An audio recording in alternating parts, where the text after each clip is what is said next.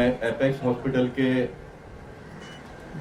इस नए वास्तु का उद्घाटन हुआ ऐसा जाहिर करता हूं और इस हॉस्पिटल के जो मालिक है डॉक्टर ब्रजेश शाह, उनकी पत्नी, उनकी लड़की तन्वी, जमाई राजा का नाम क्या भैया? तनय तो जमाई राजा नाराज हो जाएगा। तनय, डॉक्टर ऋषभ और उनके पूरे टीम को बहुत बहुत बधाई देता हूँ। खास करके जो हमारे छोटे स्टाफ है उनका जो एक अपनापन का भावना मैंने यहाँ पर देखा, उससे मैं बहुत प्रभावित हुआ हूँ। मैं डॉक्टर ब्रजेश से कहूँगा कि ये आप कायम रखिए और जो पेशेंट यहाँ पर आएंगे तो उनका भी लगाव और उनकी भावना भी आपके साथ में जुड़ जाए, इस प्रकार का एक काम करो।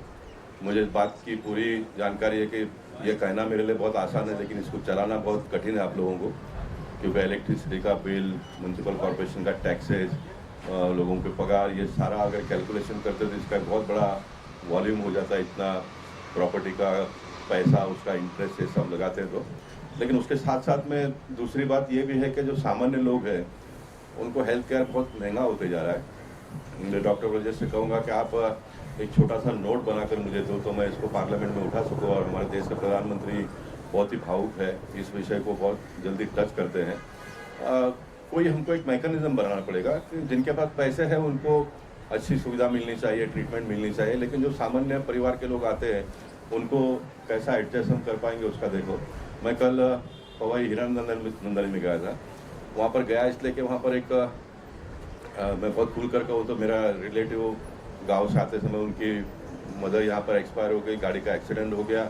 वहाँ पर शॉर्ट ट्रीटमेंट लेकर एक रॉड डाला पैर में और उसको यहाँ पर लाकर एडमिट किया 2 दिन में, और सिर्फ पैर का जो रॉड डाला था उसको निकालने के लिए और 2 दिन हॉस्पिटल में एडमिट करने का 1,60,000 1,60,000 बिल हुआ। अब मैं वहाँ पर इसलिए विजिट किया कि मैं कोई डॉक्टर नहीं हूँ, मैं इसलिए विजिट किया कि चैरिटेबल हॉस्पिटल था कि मेरे जाने से 25-50 हज़ार रुपये उसका कम होगा तो अच्छा हो जाएगा करके। लेकिन मैं वहाँ पर 4 बजे पहुँचा और 2 बजे ही डिस्चार्ज दे दिया उन्होंने उनको।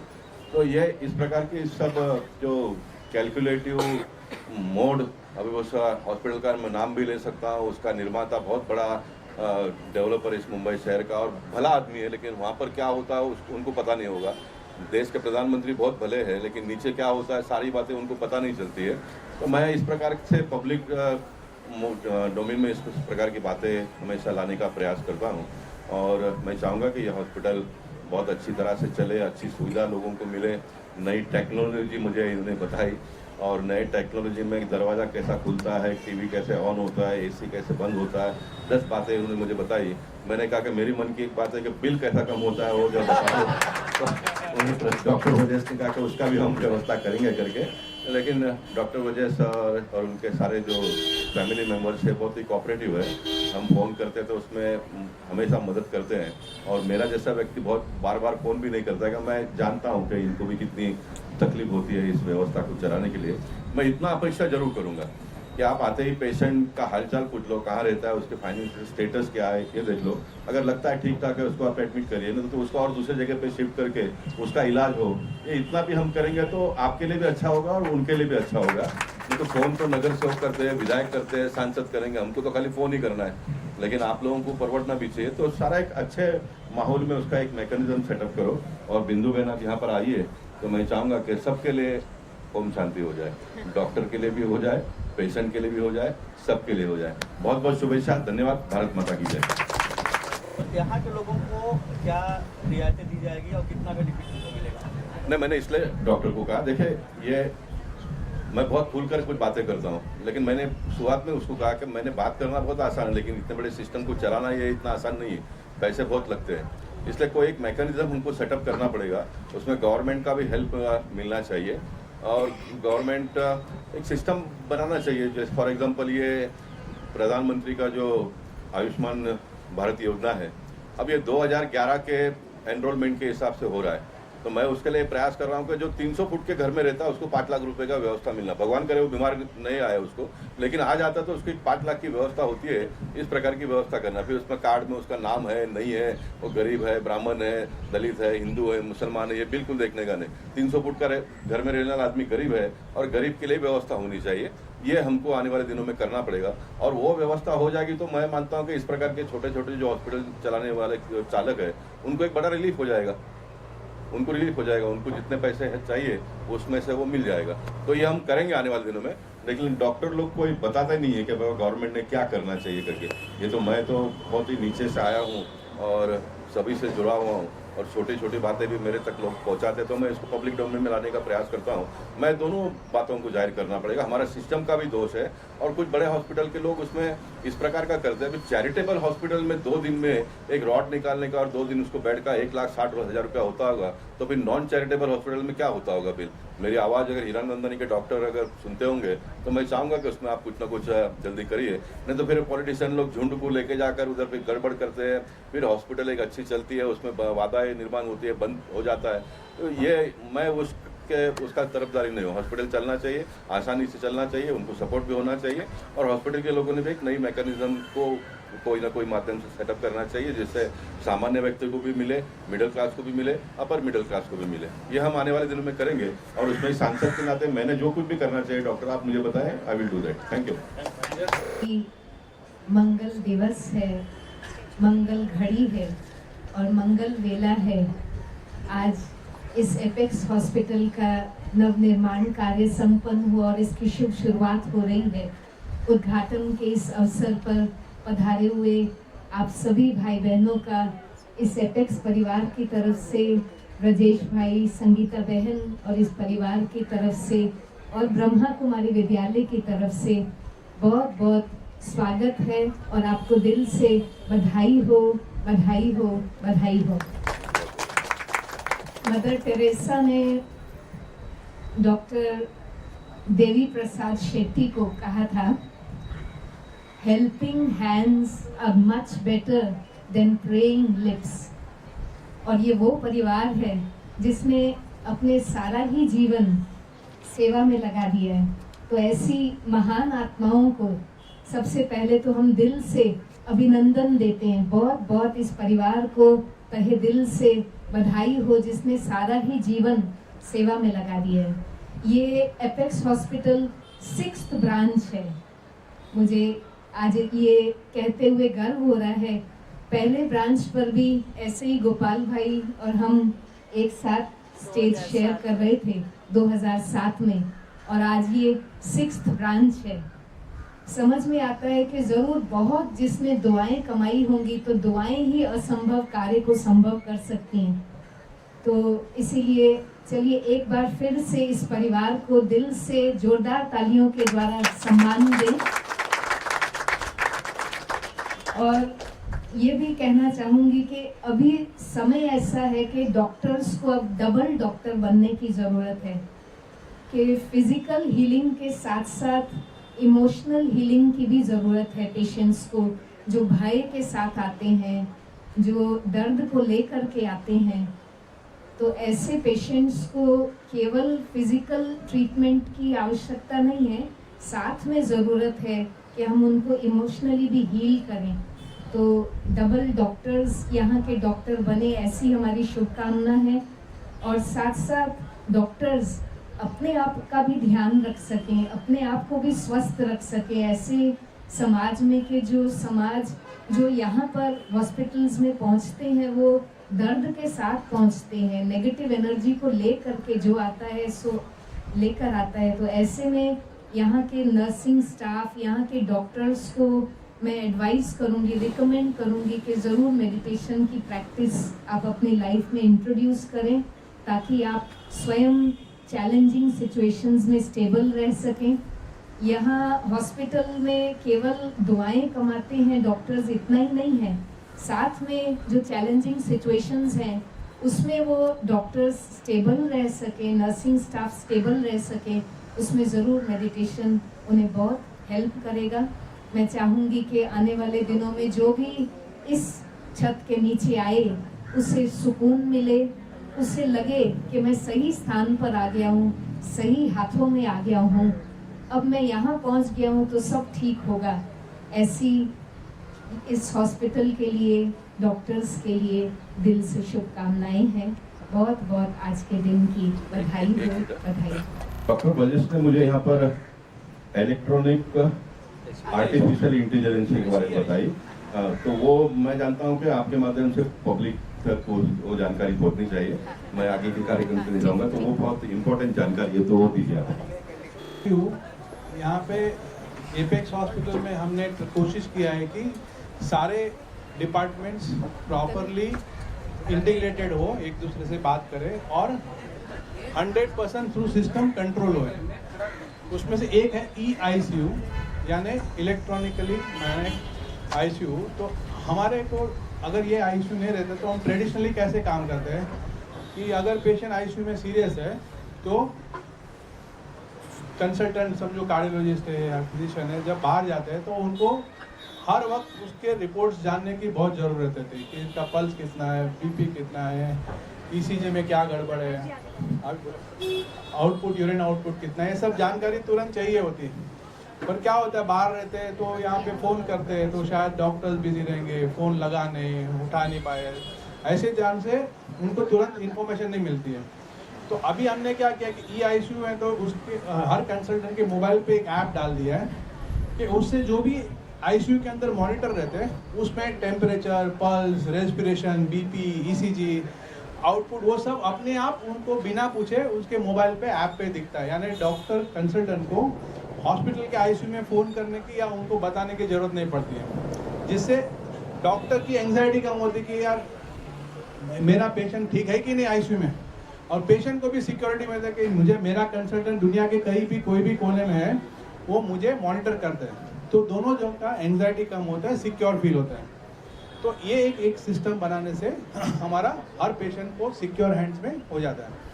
उसके अलावा जितने भी पेशेंट एडमिट होते हैं तो उसके ब्लड रिपोर्ट, एक्सरे, ECG हर बार डॉक्टर ऑन ड्यूटी जिसको RMO बोलते हैं उनको कंसल्टेंट को इन्फॉर्म करना पड़ता है। तो एवरी रिपोर्ट्स बताने की ज़रूरत पड़ती है। तो उसकी जगह पे हमने ऐसे सिस्टम बनाया कि जैसे भी ब्लड रिपोर्ट 8 बजे ब्लड कलेक्ट किया, 9 बजे रिपोर्ट रेडी है, तो मेरे मशीन से उस मशीन से ही उनको ब्लड रिपोर्ट, एक्सरे रिपोर्ट या ECG रिपोर्ट सिस्टम के थ्रू ही डॉक्टर के पास पहुंच जाता है। या तो हमने डिसाइड किया कि उस पेशेंट के रिलेटिव को जाना चाहिए तो अपने आप चले जाते हैं। इनको यानी ह्यूमन इंटरवेंशन की ज़रूरत नहीं पड़ती। या तो आदमी को जो रिपोर्ट लेने के लिए, लिखने के लिए, समझने के लिए जो टाइम लगता है, कभी कभी गलतियाँ होती है, वो सब ज़ीरो हो जाती है। तो एवरी टाइम फटाफट ट्रीटमेंट करने के लिए जो ज़रूरी इंफॉर्मेशन है मिल जाती है। फिर पेशेंट एडमिशन हुआ तो कंसल्टेंट को, डॉक्टर को इन्फॉर्मेशन अपने आप थ्रू SMS सिस्टम से चले जाता है। डिस्चार्ज हुआ पता चल जाता है, वार्ड से ICU में गया तो पता चल जाता है, ICU से OT में गया, वो सब इमीडिएटली सिस्टम के थ्रू ही इन्फॉर्मेशन जाती है। हमको डॉक्टर को या सिस्टर को वो बताने की ज़रूरत नहीं पड़ती है। फिर अगर समझो पेशेंट ICU में है या कोई जगह बाथरूम में गया, 20 मिनट तक बाथरूम में गया, हमको पता नहीं है कि पेशेंट वहाँ बाथरूम में ठीक ठाक है कि कोलैप्स हुआ। अगर रूम में है तो कोई रिलेटिव भी नहीं रहेगा, ऐसा रहेगा, तो नर्स को पता नहीं चलता है। पर हमारे को सिस्टम में पता चलता है कि 20 मिनट ICU बाथरूम में गया है तो सिस्टर को अलर्ट आता है, जरा देख के आओ बाथरूम में पेशेंट ठीक ठाक है कि नहीं। काफ़ी बार क्या होता है स्पेशली रात में पेशेंट कोलैप्स हो गया, नर्स को पता नहीं है पेशेंट रूम में सोया है कि बाथरूम में गया है। सुबह जाते हैं पता चला अरे पेशेंट तो बाथरूम में कोलैप्स हो गया, शायद क्रिटिकल रहेगा, शायद डेथ हो गया। ऐसी सिचुएशन में 20 मिनट्स में अगर पेशेंट बाथरूम से नहीं आया, सिस्टर को अलर्ट होता है, सिस्टर जाके देखते बाथरूम में है, ठीक ठाक है तो ठीक है, वापस आके बैक टू द वर्क। तो पेशेंट सेफ्टी इंपॉर्टेंट हो जाती है। फिर बहुत बार ऐसा होता है कि स्पेशली मल्टी ऑर्गन फेलियर, जिसमें किसी को किडनी का प्रॉब्लम है, उसी पेशेंट को हार्ट का प्रॉब्लम है, लीवर का प्रॉब्लम है, तो मल्टीपल ऑर्गन फेलियर होता है तो 4, 5, 6 अलग अलग कंसल्टेंट उसको ट्रीटमेंट देते हैं। तो अभी कार्डियोलॉजिस्ट ने जो ट्रीटमेंट दिया वो शायद किडनी के डॉक्टर को पता नहीं है या उनको समझता नहीं है। ऑर्थोपेडिक ने क्या ट्रीटमेंट दिया वो किडनी हार्ट के डॉक्टर को नहीं समझता। तो सब लोग अपना दवाई लिख के चले जाते हैं। फिर बहुत बार क्या होता है कि हॉस्पिटल के one of the largest cause of death is ये ड्रग इंटरेक्शन, यानी हार्ट की दवाई का साइड इफेक्ट के कारण कॉम्प्लिकेशन हो जाता है, क्योंकि उसकी दवाई और ऑर्थोपेडिक की दवाई में इंटरेक्शन होता है, ड्रग इंटरेक्शन बोलता है, यानी गलत कॉम्प्लिकेशन उसके कारण होते हैं। तो अभी हमने सिस्टम ऐसा डाला है कि अगर एक दवाई दूसरी दवाई के साथ में गलत इंटरेक्शन करता है तो दूसरी दवाई डालने को सिस्टम अलाउ ही नहीं करेगा। यानी जो one of the largest cause of death या complication in the hospital because of drug is drug interaction. वो ऑलमोस्ट ज़ीरो या कम हो जाता है। तो ऐसे बहुत से सिस्टम हमने डाले हैं जिससे पेशेंट का केयर बहुत हाई क्वालिटी हो जाता है, पेशेंट की इंफॉर्मेशन टू कंसल्टेंट बहुत जल्दी से मिल जाती है, जिससे ट्रीटमेंट फटाफट हो सकता है, errors of understanding, errors of communication almost nil हो जाता है। तो अभी ये हमने फर्स्ट टाइम इंट्रोड्यूस किया है यहाँ पे। I do not know whether any hospital in city of Mumbai today have all the system in one place. This is one of the pilot projects which we have started. If we could do well, we'll see that every hospital will have this kind of a facilities. उसके अलावा एक home automation system डालता है जो IoT based है, internet of things based है। उसमें क्या होता है कि अगर पेशेंट बेड पे है, उसको टीवी का रिमोट कहाँ पड़ा है, AC का रिमोट पड़ा है क्या, उसको ऑपरेट करने को आएगा नहीं आएगा, तो वो क्या करेगा, सिर्फ जोर से चिल्लाएगा या प्यार से बोलेगा टीवी ऑन, 108 चैनल चालू, तो अपने आप टीवी ऑन हो जाएगा, 108 चैनल चालू हो जाएगा। वो बोलेगा AC ऑन, टेम्परेचर 22 डिग्री, तो AC चालू हो जाएगा, 22 डिग्री टेम्परेचर सेट हो जाएगा। उसको अगर नींद आता है तो बोलेगा स्लीप मोड, तो डिम लाइट हो जाएगा, कर्टेन्स बंद हो जाएगा। वैसे good number of things automised हो जाएगा। बाथरूम में जाएगा, रात में अंधेरा रहेगा, good number of people fall because रात को दिखता नहीं है, स्पेशली सीनियर्स को, तो अपने आप जैसे हिलेगा लाइट चालू हो जाएगा, बाथरूम में गया लाइट चालू हो जाएगा। तो these are all few of the safety issues which we are trying to handle with lot of automation and internet of things and artificial intelligence. So अगर आप कोई चाहे देखना तो हम आपको डेमो भी दिखा सकते हैं। मिस्टर प्रखर करके जो पूरा ये ऑटोमेशन देख रहे हैं, तो I would request just to have an experience, एक बार आप देख लीजिए how things work. Thank you everybody. तो सबसे पहला क्या होता है कि अगर कोई ICU में पेशेंट है तो उसको पता चलेगा कि कंसल्टेंट मेरा मॉनिटर रियल टाइम कर सकता है, तो आधा स्ट्रेस तो उसको चले जाता है, क्योंकि कंसल्टेंट अगर सामने है तो उसको अच्छा लगता है, पर जब चले गया उसको 2-4 सवाल आता है, अरे कंसल्टेंट को ये मालूम है कि नहीं, मेरा ये रिपोर्ट आया पता है कि नहीं, वो एंग्जाइटी रहती है। पर अभी उसको पता चला कि रियल टाइम 24/7 मेरा कंसल्टेंट ही देख सकता है, ये यहाँ के ड्यूटी के डॉक्टर को फ़ोन करके मैसेज करने का बताने की ज़रूरत ही नहीं है। तो उससे बहुत सेंस ऑफ सिक्योरिटी फील होता है, और गुड नंबर ऑफ बीमारी सिर्फ ये सेंस ऑफ सिक्योरिटी से ही चले जाते हैं। एक कॉन्फिडेंट बनता है कि हाँ मेरा डॉक्टर ठीक से देख सकता है, 100% मैं मॉनिटर हूँ, तो स्ट्रेस चले जाता है। नॉट ओनली पेशेंट, डॉक्टर को भी बहुत कंफर्टेबल हो जाता है कि अरे मेरा तो हर चीज़ मैं मॉनिटर कर सकता हूँ, पेशेंट का स्ट्रेस, मुझे रात को 2 बजे भी अगर कुछ गड़बड़ रहेगा तो मुझे पता चला, मुझे पूछने का जरूरत नहीं पड़ेगा। Thank you sir. आपने एरिया में नई हॉस्पिटल ओपनिंग हुआ, तो उसके बारे में किस तरह लोगों को, आम लोगों को सुविधा मिली, उसके बारे में क्या कहते हैं? मैं पहले तो शुक्रगुजार हूँ एपेक्स हॉस्पिटल के जो प्रमुख है, मालिक है ब्रिजेश शाह जी। हमारे बोरीवली में कम से कम नहीं बोला तो उनके 3 या 4 हॉस्पिटल हैं, 6 और सबसे बड़ी बात कि जो चंदावकर लेन में जो हॉस्पिटल है, वहाँ महात्मा फुले गांधी योजना जो है उसका पूरी तरह से वो लोग उसका गरीबों को सहायता करते हैं। आज इतने आरोग्य के बारे में कल भी उद्धव साहब ने बताया कि आरोग्य के बारे में हमारा देश बहुत पीछे है। हमने कोरोना के काल में देखा होगा, हमारे देश में मुंबई में कोरोना में आरोग्य की बहुत अच्छी से देखभाल की। तो इसी तरह से आरोग्य के लिए ज़्यादा से ज़्यादा सुविधा कैसी दी जाए, इसलिए हमारे मुख्यमंत्री प्रयत्न कर रहे हैं और उसमें हाथ-बार लगाने का काम डॉक्टर ब्रिजेश शाह कर रहे हैं। अभी उन्होंने पता है ऑटोमेटेशन का सब on the spot, on the one app पे सब मिलेगा। इससे मेरे ख्याल से जो अनपढ़ है थोड़ा उनको थोड़ी तकलीफ होगी, लेकिन जो पढ़े लिखे उनको अपने मोबाइल पे सब पूरा आ जाएगा। पेशेंट कैसा है, मेरे ख्याल से पहला हॉस्पिटल इतना ऑटोमेटेशन होगा, जैसे मेरे बम्बई में ऐसा मुझे लगता है। पेशेंट के माँ बाप, पेशेंट के जो रिलेटिव्स है उसको भी यहाँ रहने की ज़रूरत नहीं पड़ेगी, इतना सब कुछ फैसिलिटी उन्होंने दे रखी है। इसलिए मैं इनका बड़ा शुक्रगुजार हूँ। एक यहाँ हॉस्पिटल आने से, सुपर स्पेशलिस्ट हॉस्पिटल मेरे मतदान क्षेत्र में नहीं था, और वो यहाँ आने से यहाँ के लोगों को काफ़ी राहत मिलेगी।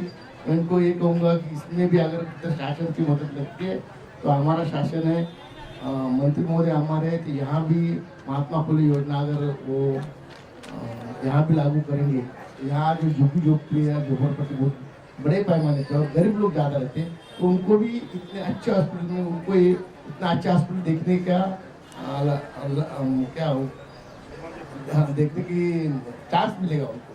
तो ऐसा भाई इतने अच्छे हॉस्पिटल में वो कहाँ जाते, शताब्दी और छोटे मोटे हॉस्पिटल में जाते।